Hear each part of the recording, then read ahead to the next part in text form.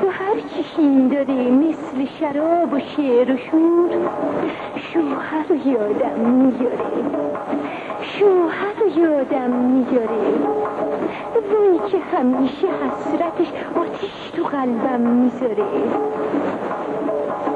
کسی که شوهر نداره یه کوله در به دره، روز و شبش نمیدونه چطور میاد و میگذره. راست میگی خواهر خوشگلم، حقیقت آشان نداره. وای چی بگم، از کی بگم؟ شوهر میخوام، شوهر میخوام، شوهر میخوام. به کی بگم؟ میخوام که فریاد بزنم، داد بزنم. من واسه تنهایی خود، واسه تموم لحظه هم، واسه روزام، واسه شبام شوهر میخوام، شوهر میخوام، شوهر میخوام، شوهر میخوام.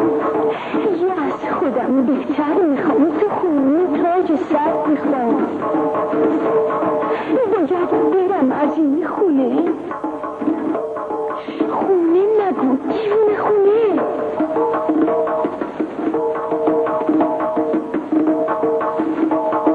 اینجا همیشه ساکته برای قلب جوونم. یه آینه دیق میمونه، باید برم از این خونه. رئیس این دیوونه خونه بابامونه، بابامونه. میگم فلان پسر نازه، جوون دست و دل بازه، سرخ میشه و دود میزنه، رنگ و روشو میبازه. خواهر جونم میخواد تو رو هم مثل من تو خیلی ترشی بندازه.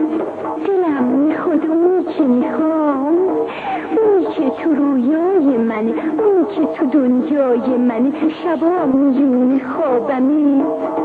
یه روزی از راه برسه، منو در آغوش بکشه، همیشه یار من بشه. شوهر میخوام، شوهر میخوام، شوهر میخوام.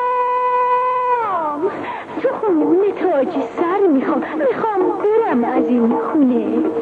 رئیس این دیوونه خونه بابامونه، بابامونه، بابامونه، بابامونه، بابامونه، بابامونه، بابامونه، بابامونه، بابامونه، بابامونه، بابامونه، ننمونه.